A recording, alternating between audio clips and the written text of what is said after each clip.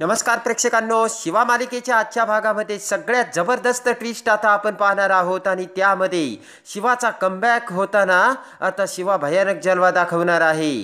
तर त्यामध्ये आता आशूला सगळे गुंड आता मारत असतात। तर त्याच वेळेस आता डिप्परने देसाईंच्या घरी जाऊन शिवाला हाक मारून बोलावलेलं असतं आणि शिवा आता दबंग स्टाईलने तिच्या बाईकवर बसून तिथे आलेली असते। शिवा तिथे येताच आता तो गुंड शिवाकडे बघतो तर आशू खुश होतो आणि पटकन आता तिच्या गाडीचा टायर त्या गुंडाच्या दोन्ही पायाजवळ शिवा घेऊन येते। गुंड म्हणतो, कोण आहे रे तो? तर लगेच आता शिवा म्हणते, तो नाही तू।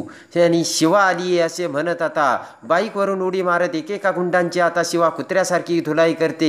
सटासट गुंडांच्या कमरेत लाथा मारत आता शिवाने गुंडांना भयानक धुलाई करून दाखवलेला असतो तो यमाचा दरवाजा। आणि पूर्वीची शिवा आता परत आलेली असते आणि आता आशू सगळी पाना गँग खूप खुश होतात। आणि त्यानंतर आता शिवा काठी हातात घेते आणि एकेका काठीने एकेका गुंडांचं तंगडं मोडून काढते आणि त्या गुंडाला, जो गुंड आता त्या चहावाल्याला बोललेला असतो, आणि एका काठीत वाकडं करून त्या गुंडाला त्या चहावाल्यासमोर पालथं पाडते आणि त्याच्या छाताडावरती काठी टेकून आता शिवा स्टूलवर हाईटमध्ये बसते।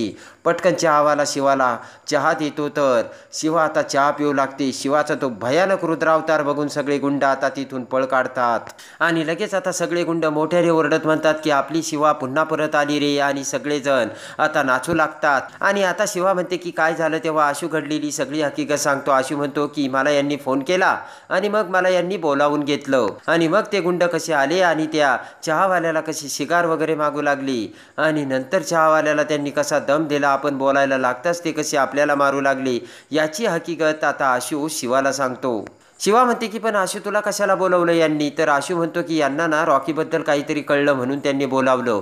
शिवा म्हणते की काय कळलं तुम्हाला? आणि आता पाना गँग शिवाला सगळी हकीकत सांगतात। ते ऐकताच आता शिवा आशूला म्हणते की अरे आशू, आता मी तुला तेच सांगत होते, अरे नक्कीच काहीतरी प्रॉब्लेम आहे आणि रॉकीने माझ्यासाठी ते संकट ओढावून अंगावर घेतलंय, आता तरी तू तयार हो। आणि आता लगेच आता शिवा म्हणते की रॉकी त्या ट्रकपर्यंत धावत धावत आला, म्हणजे रॉकीला माहीत होतं की तो ट्रक माझ्या अंगावर येणार होता।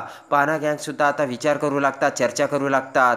आणि आता बॅटरी म्हणतो की 5 मिनिटातच पळत आता रॉकी तिकडे आला, त्याला जर हे सगळं माहीत होतं तर मग तो इकडे आला कशाला असता? आणि लगेच आता डिप्पर म्हणतो की रॉकी इकडे पळत आल्यामुळे त्याला वेळ लागलाय, तो धावत आला त्याच्यामुळे त्याला 10 मिनिटं लागली। आणि आता आशू म्हणतो की शिवा तुला काय म्हणायचंय? बॅटरी म्हणतो की 5 मिनिटं अगोदर रॉकी आपल्यासोबत एकदम आनंदात होता आणि त्याला जर माहीत नसतं तर तो इकडे आलाच नसता। शिवा म्हणते की हे बघ आशू, मी तुला त्याच वेळेस सांगितलं होतं माझं काही चुकलेलं नाही, पण तू माझ्यावर विश्वास ठेवला नाही आणि आता सुद्धा तू विश्वास ठेवू नाही राहिला। शिवा म्हणते की आपण जर तिकडे गेलो तर आपल्याला काहीतरी मिळेल आणि आपल्याला कळेल, तू माझ्यावरती थोडा तरी विश्वास ठेव आशू। आशू, तू जर माझ्यावर विश्वास दाखवला ना, मी अजून 4 गोष्टी करेन, पण तू माझ्यावर विश्वासच ठेवत नाही। तर आशू विचार करू लागतो आणि त्यानंतर आता आशू म्हणतो ठीक आहे शिवा, तू जर म्हणत असेल तर मी तुझ्यावरती परत एकदा विश्वास ठेवतो। ते ऐकून शिवाला खूप आनंद होतो आणि पटकन शिवा आता आशूला मिठी मारते। सगळी पाना गँग आता टाळ्या वाजवतात आणि म्हणतात की अरे वा, आमची शिवा आता परत आली। आणि आता शिवा म्हणते की फक्त एक गोष्ट शोधायची, रॉकी कुणालाच मिळाला नाही, मग तो रस्त्यावरती कसा आला इकडे? आणि तेवढ्यात आता शिवा ही आशूच्या हाताकडे बघते, आशूच्या हाताला लागलेलं असतं। तेव्हा आता आशूचा हात धरत आता शिवा म्हणते की अरे आशू, हे काय आहे? चल आता आपण बँडेज करायचं। आणि इकडे आता शांताबाई ही सुहासला घेऊन बाहेर आलेली असते। शांताबाई आता सुहासला बाहेर घेऊन येताच आता सुहास म्हणतो की कशाला आई मला बाहेर बोलावलंस ग? तेव्हा आता शांताबाई म्हणते की अरे मला शिवाच्या गाडीचा आवाज ऐकू आला, मला वाटतं ना शिवा गाडीवर गेली आहे बहुतेक। ते ऐकताच आता सुहास म्हणतो काय? तर शांताबाई म्हणते हो। आणि लगेच आता सुहास म्हणतो की नक्की ती शिवाच होती का? तर शांताबाई म्हणते की हो अगं, अरे मी खात्रीने सांगते। तर आता सुहास म्हणतो की पण ती बाईकवरून कशी बसून गेली, तिला भीती नाही वाटली का? शांताबाई म्हणते की मी तुला तेच म्हणते, ती बाईक गेली खड्ड्यात। शांताबाई म्हणते की इतक्या रात्री ती कुठे गेली ना ते महत्वाचं आहे। तेव्हा आता सुहास म्हणतो की आता आपल्याला ते कसं कळणार? शांताबाई म्हणते असं काय करतो? अरे माझ्यापेक्षा शिवाला तो जास्त ओळखतो आणि ती कधी काय करेल त्याचा भरोसा आहे का? सुहास म्हणतो की आई, तू आता माझी झोप उडवलीस बरं का, आणि आता तिला शोधायचं तरी कुठे? आणि त्यानंतर आता शांताबाई सुहासला म्हणते की हे बघ, तू आतमध्ये जा आणि कडी लावून घे। आणि इकडे आता दिव्या ही आता तिला खाण्यासाठी पार्सल मागवते। त्यात आता डिलिव्हरी बॉय पार्सल घेऊन आता दिव्याच्या दरवाजात येतो. दिव्या दरवाजा उघडते आणि पटकन आता ते पार्सल आपल्या हातात घेते आणि दिव्या आता आतमध्ये जाते. दिव्या तिच्या बॅगमधून आता पैशाचं पॉकेट काढते. त्यामध्ये आता दिव्याला थोडेच पैसे असतात. दिव्या विचार करते की आता हे जर पैसे त्या डिलिव्हरी बॉयला दिले तर माझ्याकडे काहीच पैसे नाही राहणार.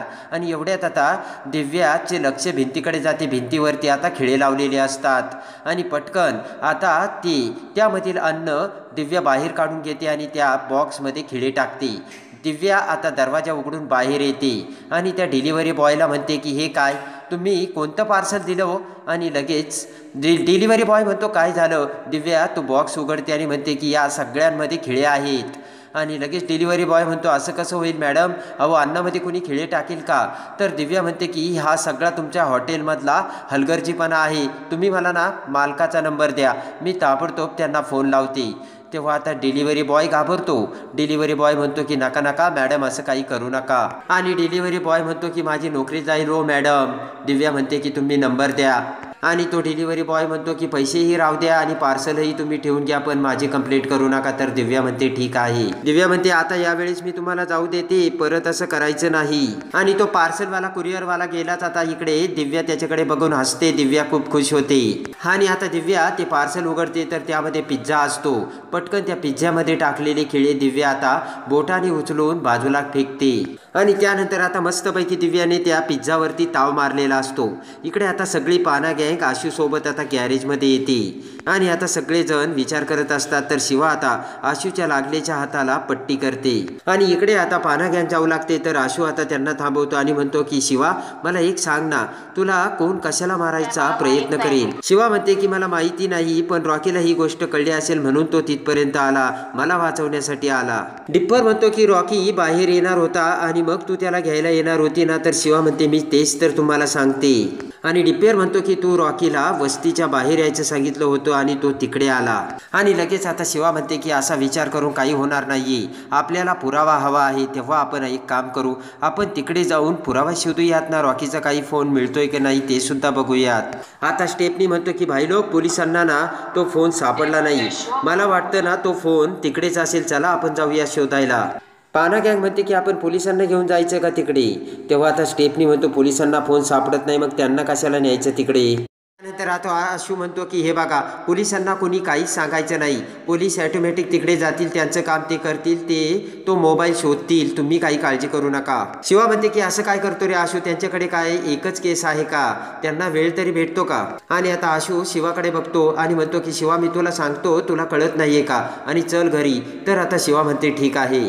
आणि इकडे आता सीताई तिच्या बेडरूममध्ये विचार करत उभी असते आणि तेवढ्यात पाठीमागून भाऊ तिकडे येतात आणि सीताईकडे बघतात. आणि त्यानंतर आता भाऊ म्हणतात की शिवाला तू बोलली ना सीता, त्यामुळे तुला त्रास होतोय का? तर सीताई म्हणते खरंच माझं चुकलं, मी शिवाला बोलायला नको होतं. आणि आता भाऊ म्हणतात की हे बघ, शिवाला तू असं दुखवायला नको होतं सीताई. आणि आता भाऊ म्हणतात हे बघ, मला खात्री आहे शिवाला काहीच वाईट वाटलं नसणार आणि शिवा खूप समजूतदार आहे.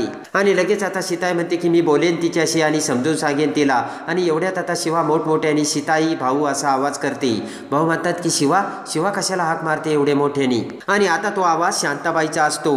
पटकन आता शांताबाईचा तो आवाज असल्यामुळे इकडे आता भाऊ आणि सीताई ताबडतोब आता दरवाजात येतात. दरवाजा उघडतात तर शांताबाई बघतात. आता सीताई म्हणते की एवढं का मोठ्याने आरडतात तुम्ही? तेव्हा आता शांताबाई म्हणते की अहो शिवा नाहीये घरी. आणि लगेच आता शांताबाई म्हणते की माफ करा, मला असं घाबरून द्यायचं नव्हतं. शांताबाई म्हणते की मला एका गाडीचा आवाज आला म्हणून मी विचार केला आणि बाहेर गेले तर एवढ्या रात्री कोण आलंय बघायला, आणि म्हणून मी बघायला गेले तर शिवा मला गाडीवरून जाताना दिसली, असे आता शांताबाई बोलते. भाऊ म्हणतात की अहो शांताबाई तुम्ही काय बोलताय, कसं शक्य आहे हे? आणि आत्ताच तर मी दरवाजा उघडला. तेव्हा आता सीताई म्हणते की शिवा तिच्या खोलीत असेल. शांताबाई म्हणते की अहो ना मी ना शिवाला खरंच बघितलं. तर कीर्ती म्हणते एक मिनिट थांबा, मी चेक करते. कीर्ती आता आतमध्ये शिवाच्या बेडरूममध्ये जाते आणि इकडे शांताबाई म्हणते की अहो मी तुम्हाला सांगते ना, शिवाची मोटरसायकल सुद्धा बाहेर नाही येते. कीर्ती आता दरवाजात जाऊन शिवाला हाक मारते. आता उर्मिला म्हणते की ही बाईकला तर घाबरत होती, मग गेली कशी? इकडे आता कीर्ती म्हणते की आई, आशू आणि शिवा दोघेही आतमध्ये नाहीये. आणि लगेच आता कीर्ती म्हणते की मला वाटतंय ना शिवा वरून गेली असेल उडी मारून. आता शांताबाईला धक्का बसतो. कीर्ती म्हणते नक्कीच ती पळून गेली असेल. सीताई म्हणते कीर्ती अगं तू काय बडबडतेस, तुला काही कळतंय का, शिवा कशाला पळून जाईल. आणि लगेच आता सीताई काळजी करत म्हणते की जे देवा माझी शिवा जिथं कुठे असेल तिची रक्षा कर. सुहास आणि शांताई आता रोखाने सीताईकडे बघू लागतात. आणि इकडे आता घरासमोर येताच आता शिवा तिची गाडी बंद करते आणि गाडी लोटत लोटत घराच्या समोर आणून लावते. शिवा म्हणते की चला आता, तर आशू म्हणतो की थांब शिवा असं डायरेक्टली आपण जायला नको. आणि आता आशू म्हणतो की शिवा येताना तू कशी आली होतीस मला सांग ना. तर शिवा म्हणते उडी मारून आले होते. आता तोंडाला हात लावत आशू म्हणतो की अरे बापरे. आणि आशू वर बघतो. आशू म्हणतो हे बघ शिवा तुला परत तसं जायला लागेल, परत प्रयत्न करायला काय हरकत आहे. आणि लगेच आता शिवा म्हणते की ओके मग आता चल लवकर. आणि आता शिवा ही आशूला बाजूला घेऊन जाते आणि म्हणते की आता वर चढायचं. आशू म्हणतो कसं चढायचं, मला हात दे ना. तर शिवा म्हणते थांब मी तुला हात देते. आणि आता आशू शिवाच्या हातावरती पाय ठेवून वर चढू लागतो, पण आशूला काही जमायला मार्गच नसतो. पुन्हा आता आशू खाली पडतो. शिवाकडे बघत आता आशू म्हणतो काय करायचं शिवा आता. आणि आता शिवा आतमध्ये जाते तर आशू म्हणतो की शिवा अगं तू काय करते, जे काही करायचं ते हळू कर. आणि शिवाने आता शिडी आणलेली असते.